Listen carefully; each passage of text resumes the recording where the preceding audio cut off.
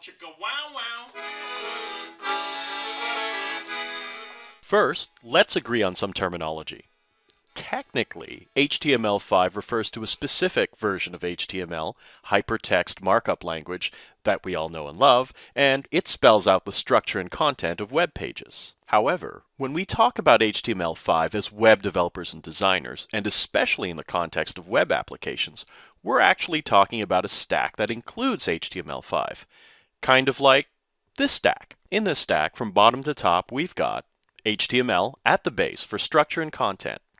Then there's CSS, cascading style sheets for appearance, and finally JavaScript, aka ECMAScript, for programmability.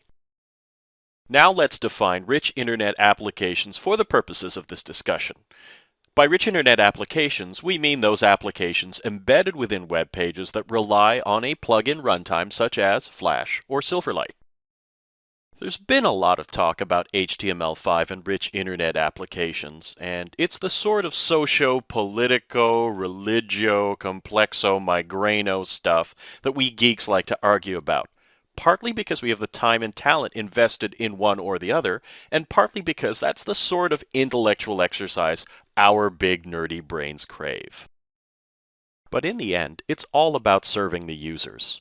We're like a bunch of magicians arguing about the best technique to pull a rabbit out of a hat while the audience just wants to see rabbits.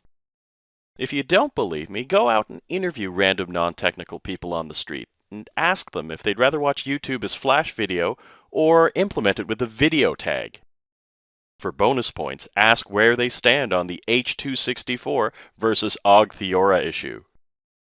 Rich internet application plugins like Flash and Silverlight came about to fill the gap between what you could do with HTML and what you could do with a full-on desktop application. That gap has closed considerably thanks to things like XML HTTP request, JavaScript DOM manipulation, and with HTML5 a metric buttload of goodies from graphics rendering to media playback to offline storage to drag and drop and so much more. And the spec for all this HTML5 goodness will be done really soon now, in the year 2022.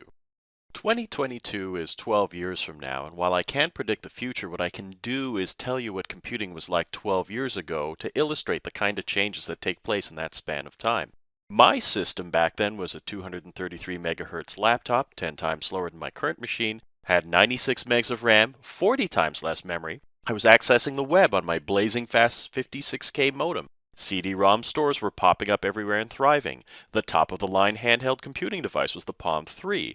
The word weblog had been coined by John Barger only the year before, and it would be another year until Peter Merholtz shortened it to blog. And finally, the closest thing to Facebook or Twitter that we had back then, at least in terms of influence anyways, was Napster, and that was still a year away. It's likely that when we finally have HTML5 locked down, the world will be quite different from the way it is now, and the spec could be obsolete.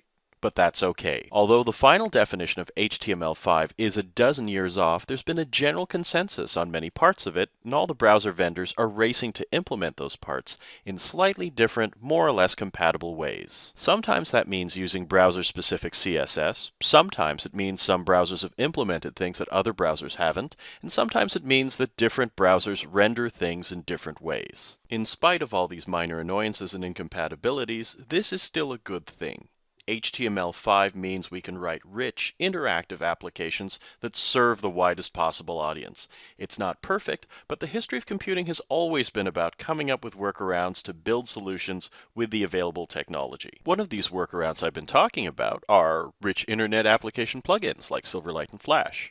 As I said earlier, they were made to fill the gap in functionality between web pages and desktop apps. And while HTML5 is closing that gap is still there.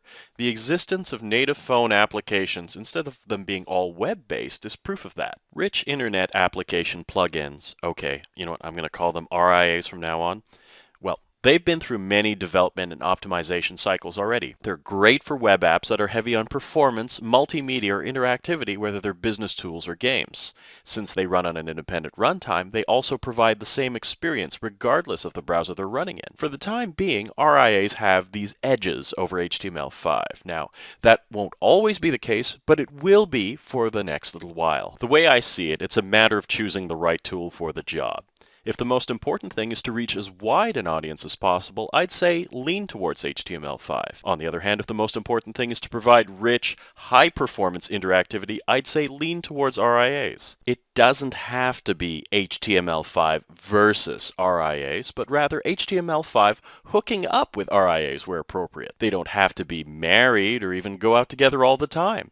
They can just hook up when the need arises. I don't see them as enemies. I see them as friends with benefits. Bow chicka wow wow.